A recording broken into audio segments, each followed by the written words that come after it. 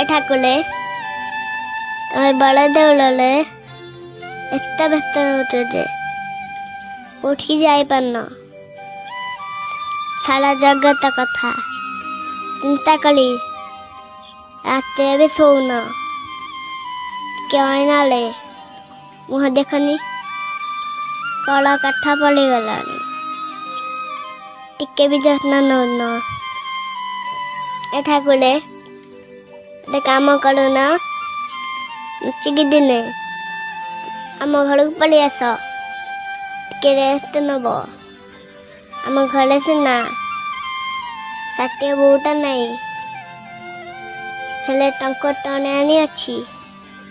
ଆମ ଘରେ ସିନା ଅଭଡ଼ା ନାହିଁ, ହେଲେ ଗୁଦବଦା ଅଛି। ଖାଇ ପିଇ ଟିକେ ଶାନ୍ତିରେ ଶୋଇ ପଡ଼ିବ। ଆଉ ମୁଁ ତୁମକୁ ଟିକେ ମୋଡ଼ିଦେବି। ଯଦି ବଳ ପଣ୍ଡା ଆସି ଯଦି ଖୋଜନ୍ତି, ମୁଁ କହିବି ଆମ ଆଡ଼କୁ କେହି ଆସିନାହାନ୍ତି।